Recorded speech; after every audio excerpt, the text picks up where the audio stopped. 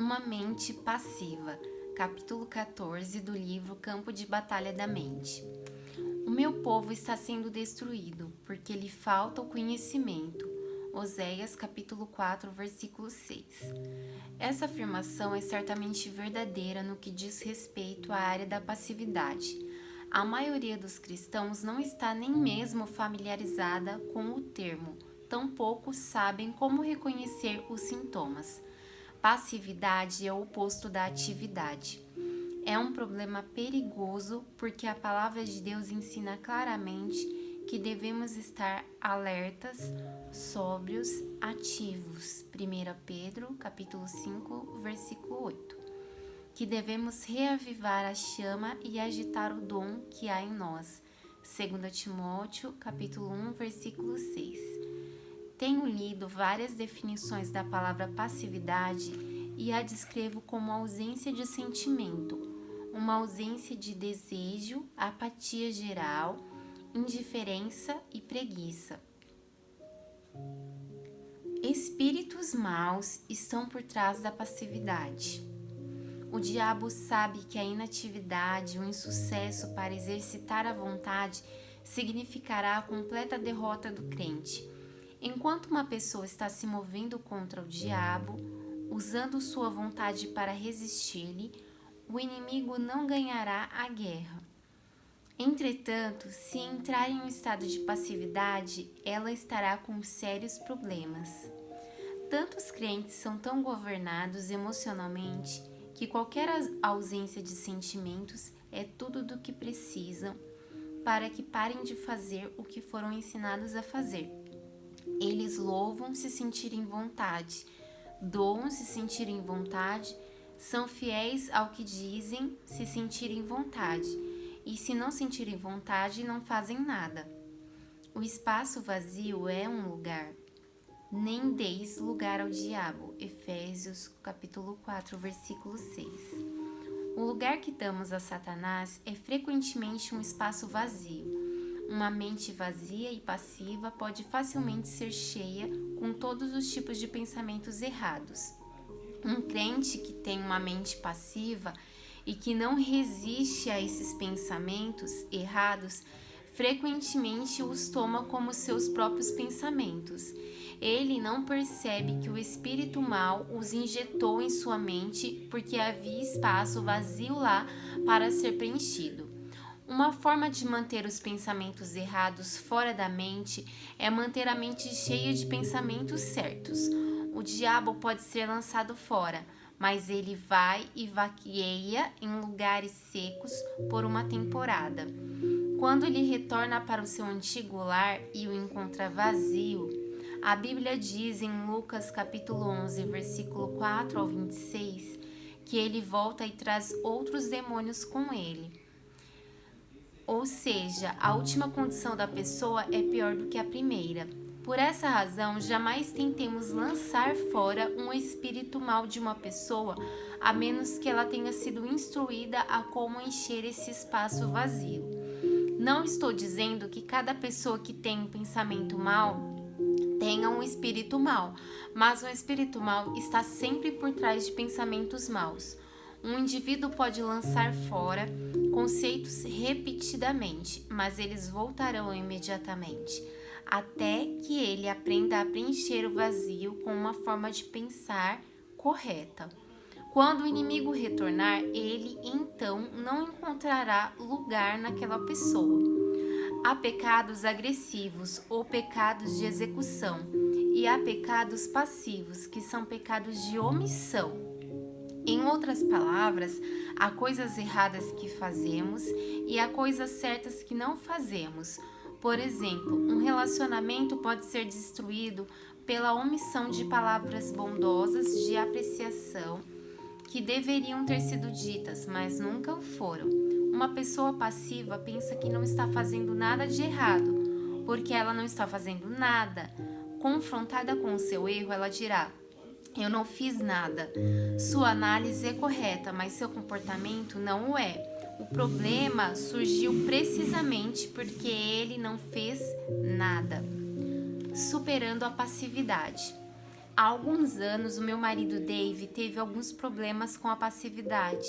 Havia certas coisas que ele era ativo, ele ia trabalhar todo dia, jogava golfe aos sábados e assistia ao futebol aos domingos. Além disso, era muito difícil motivá-lo a fazer qualquer outra coisa.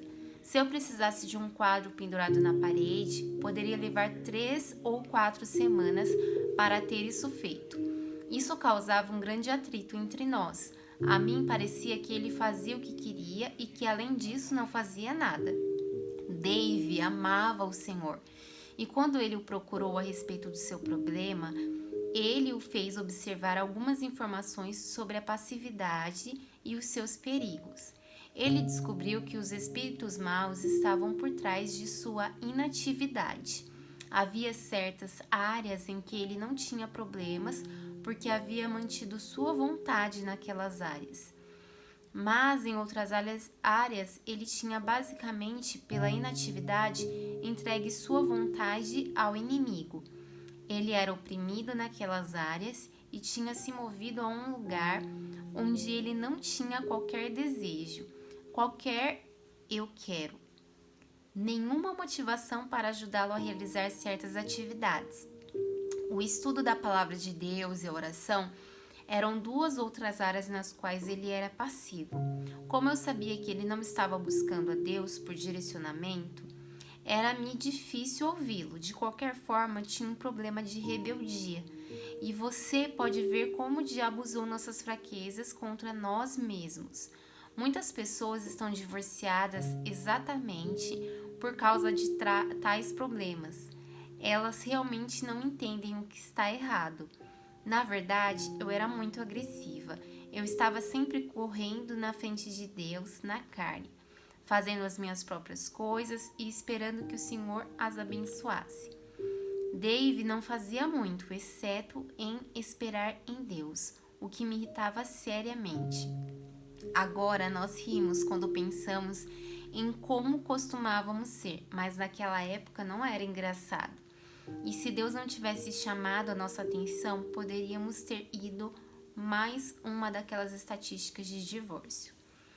Dave me dizia que eu estava sempre na frente de Deus, e eu respondia dizendo que ele estava 16 quilômetros atrás de Deus. Eu era muito agressiva e ele era muito passivo.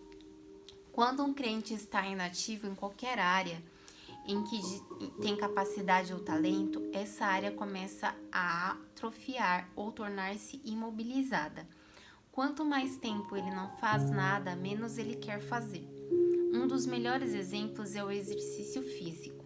Estou no momento em um bom programa de exercício e quanto mais me exercito, mais fácil fica. Quando eu comecei, era muito difícil, doía cada vez que eu seguia o programa porque eu havia estado inativa e passiva no que diz respeito a exercício por um longo tempo. Quanto mais tempo eu fazia nada, pior ficava minha condição física. Eu estava ficando cada vez mais fraca, dada a não utilização dos meus músculos. Dave começou a ver o que era o seu problema. Ele estava lidando com espíritos maus que estavam oprimindo por causa de sua inatividade de longo termo. Quando o Espírito Santo revelou-lhe a verdade, Dave determinou que ele seria outra vez ativo e agressivo, não preguiçoso ou procrastinador. Tomar a decisão foi a parte mais fácil, colocá-la em ação foi a parte mais difícil. Era difícil, porque cada uma das áreas em que ele havia sido passivo tinha agora de ser exercitada, até que ficasse forte outra vez. Ele começou a se levantar às 5 horas da manhã para ler a palavra e orar antes de sair para o trabalho. A batalha começou. O diabo não quer abrir mão do terreno que ele já ganhou e não vai desistir sem lutar. Dave se levantava para passar um tempo com Deus e adormecia no sofá. Mesmo que houvesse manhãs em que adormecia, ele estava fazendo progresso, simplesmente porque ele estava saindo da cama e tentando construir uma vida de oração. Houve momentos em que ele ficou entediado. Havia dias em que ele sentia que não estava tendo nenhum progresso, em que de qualquer forma ele não estava entendendo o que estava lendo e sentindo que suas orações não estavam sendo ouvidas, mas ele persistiu por causa da revelação do Espírito Santo sobre essa condição chamada passividade. Comecei a notar que quando eu precisava que Dave pendurasse um quadro ou acertasse alguma coisa na casa, ele respondia imediatamente. Ele estava começando a ter seus próprios pensamentos outra vez e a tomar as suas próprias decisões. Muitas vezes ele não tinha vontade de fazer, ou até mesmo não queria fazer no seu natural, mas ele ia além dos seus sentimentos e desejos carnais. Quanto mais ele agia em relação ao que sabia que era correto, mais liberdade ele desfrutava. Serei honesta e lhe direi que não foi fácil para ele. Ele não foi liberto em uns poucos dias ou umas poucas semanas. A passividade é uma das condições mais difíceis de ser superada, porque, como mencionei, não há sentimentos para emprestar suporte. Dave persistiu com a ajuda de Deus e agora ele não é nem um pouquinho passivo. Ele é o administrador de vida na palavra, supervisiona todos os nossos programas de rádio e televisão e é responsável por todos os aspectos financeiros do ministério. Viaja comigo em tempo integral e toma as decisões em relação aos nossos programas de viagem. E também um excelente homem de família. Ora e regularmente passa tempo estudando a palavra de Deus. Em resumo, ele é um homem para ser respeitado e admirado. Ele ainda joga golfe e assiste a esportes, mas agora ele também faz outras coisas que se espera que faça. Conhecendo-o, vendo tudo o que ele faz, ninguém pensaria que ele já foi tão passivo como era no passado. A condição de passividade pode ser superada, mas o primeiro passo para superar a passividade nas ações é superar a passividade na mente. Dave não poderia ter progresso até que tomasse a decisão e mudasse sua maneira de pensar. A ação correta acompanha o pensar correto. E não vos conformeis com este século, mundo moldado e adaptado de acordo com seus costumes externos superficiais, mas transformai-vos pela completa renovação da vossa mente, por seus novos ideais e novas atitudes. Romanos capítulo 12, versículo 2. Há um primeiro dinâmico mostrado do começo ao fim na palavra de Deus e pessoa alguma jamais andará em vitória a menos que entenda e opere. A ação correta acompanha o pensar correto. Deixe-me colocar de outra forma. Você não modificará o seu comportamento até que modifique os seus pensamentos. Na ordem das coisas de Deus, o pensar correto vem primeiro e a ação correta a segue. Creio que a ação certa ou o comportamento correto é fruto do pensar corretamente.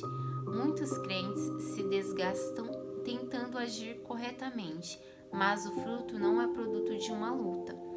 O fruto vem como resultado de se permanecer na videira, João 15, versículo 4. E permanecer na videira envolve ser obediente, João capítulo 15, versículo 10.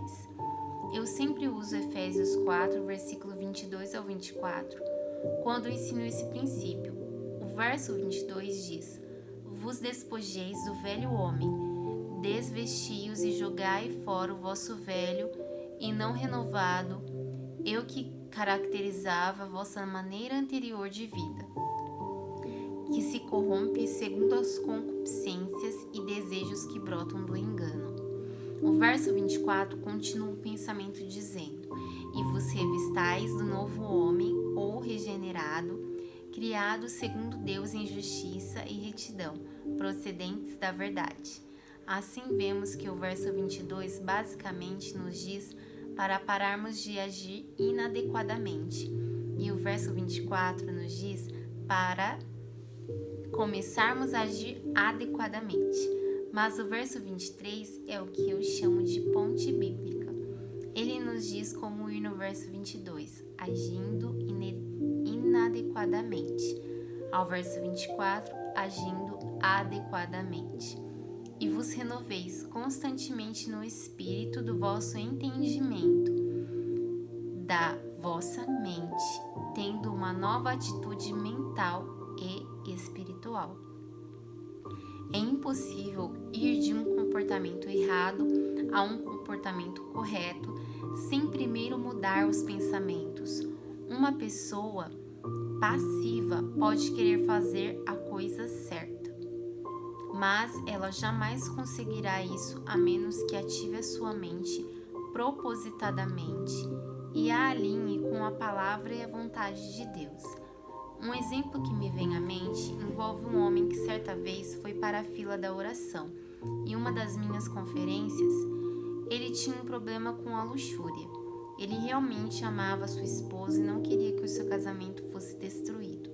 Mas o seu problema precisava ser resolvido, ou ele arruinaria o seu casamento. Joyce, eu tenho um problema com a luxúria, ele disse. Parece que eu simplesmente não posso ficar longe de outras mulheres. Você pode orar para que eu seja liberto? Eu orei muitas vezes, mas parece que jamais conseguirei algum progresso. Isso foi o que o Espírito Santo me ordenou que lhe dissesse. Sim, eu vou orar por você, mas você deve ser responsável pelo que você permite que lhe seja mostrado na tela da sua mente. Você não pode visualizar fotografias pornográficas em seu pensamento ou imaginar-se com essas mulheres se você quer desfrutar liberdade. Como esse homem, outros vieram a perceber imediatamente porque eles não estavam experimentando um progresso, mesmo que quisessem ser libertos. Eles querem mudar seu comportamento, mas não a sua maneira de pensar. A mente é frequentemente uma área na qual as pessoas brincam com o pecado. Jesus disse em Mateus capítulo 5, versículo 27 e 28, ouvistes que foi dito, não adulterarás. Eu, porém, vos digo, qualquer que olhar para uma mulher com intenção impura no coração, já adulterou com ela. O caminho para ações pecaminosas é pavimentado com pensamentos pecaminosos. Uma mulher que participou do meu primeiro estudo bíblico doméstico tinha entregado sua vida ao Senhor e queria que seu lar e seu casamento fossem consertados. Tudo em sua vida era uma bagunça: o lar, os filhos, as finanças, a condição física. Ela disse abertamente que não amava mais o seu marido. De fato, ela realmente o desprezava, sabendo que sua atitude não era de Deus. Ela queria amá-lo, mas simplesmente parecia que não podia tolerar estar perto dele. Nós oramos, ela orou, todos oraram. Compartilhamos as escrituras com ela e lhe demos fitas para ouvir. Fizemos tudo o que sabíamos e, embora ela parecesse estar seguindo nossos conselhos, ela não progredia.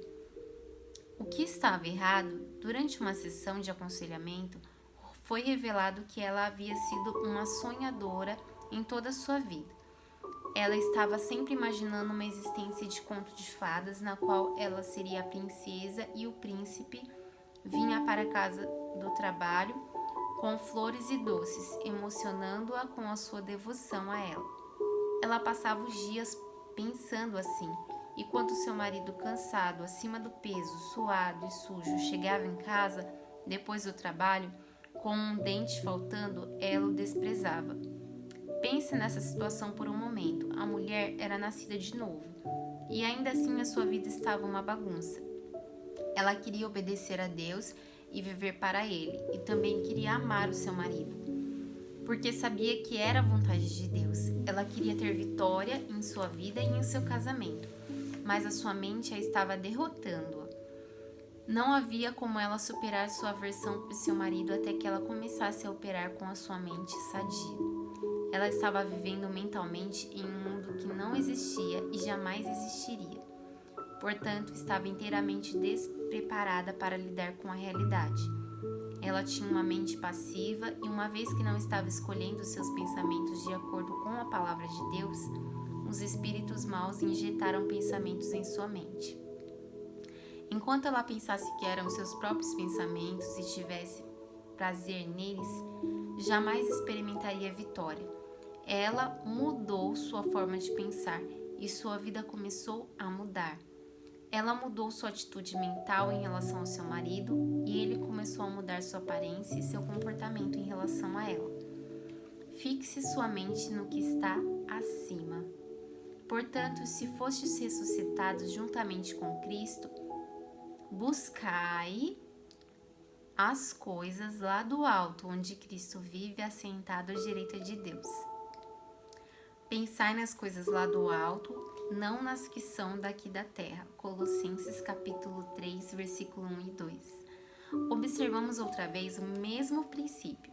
Se você quer viver a vida ressurreta que Cristo providenciou, então busque essa vida nova e poderosa, fixando sua mente nas coisas lá do alto, não nas coisas da terra. O apóstolo Paulo está simplesmente dizendo que se queremos uma boa vida, então devemos manter nossa mente em coisas boas.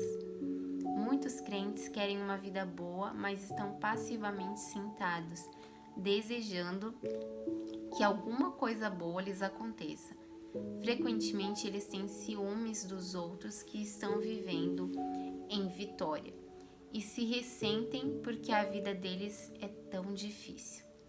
Se você deseja vitória sobre seus problemas, se você verdadeiramente quer viver a vida ressurreta, você deve ter força de caráter e não apenas força de desejo. Você deve ser ativo e não passivo. A ação correta começa com o pensamento correto. Não seja passivo em sua mente. Comece hoje a escolher os pensamentos corretos.